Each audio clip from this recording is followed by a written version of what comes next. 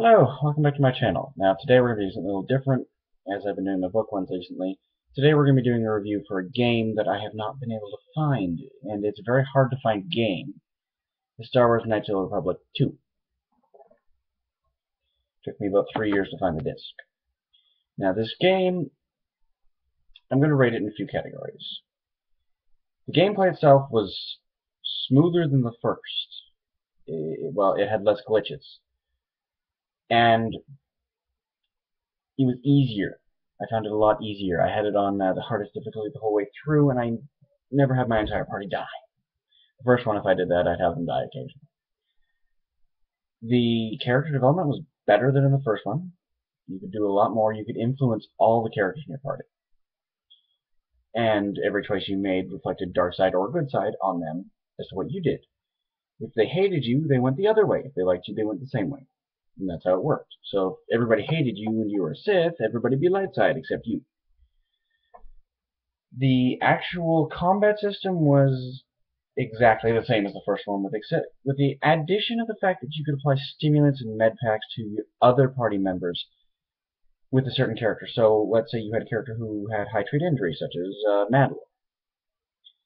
You could use him to heal your character and stop wasting 6 med packs to get the same effect as 1 from your soldier class character, because he's got higher trait injury.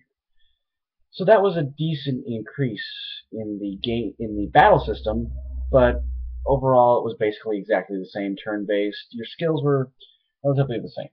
The skills, they added more, and it was nice that they added a cross-class skill in the feats. Now, your feats were much, much larger. There was advanced levels of feats, such as advanced 2-weapon fighting, so you could get 6 levels of 2-weapon fighting instead of 2.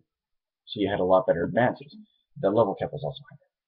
And the other feats that I loved a lot were the ones that turned your cross-class skills into class skills, so they only cost 1 skill point. This was very handy, because in the first one, if you didn't choose the right class to start, and you didn't get the right skills, sometimes you were just a little screwed, like repairing HK-47.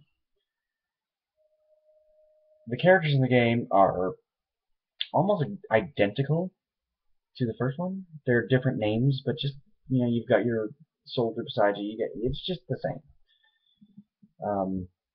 The size, actually, I think a little bit smaller than the first one, even though the level cap was higher. It just seemed to be you did a lot more in a lot smaller space, which was nice. Other than that, basically the same style of game. The graphics were basically no better. The upgrades were much more expansive, and you could create items at the workbenches, and that was a great feature they added. The fact that you could create and break down items you didn't want. The other thing I noticed with the game was you could get a lot more credits than the first one. It was a lot easier to make money, which in KOTOR 1, as everybody who's played it knows, it was a bugger to get money.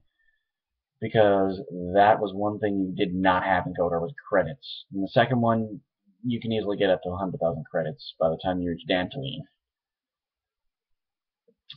Look forward to any more videos from me. Subscribe to my channel. Thank you. You do. And I will see you tomorrow, most likely.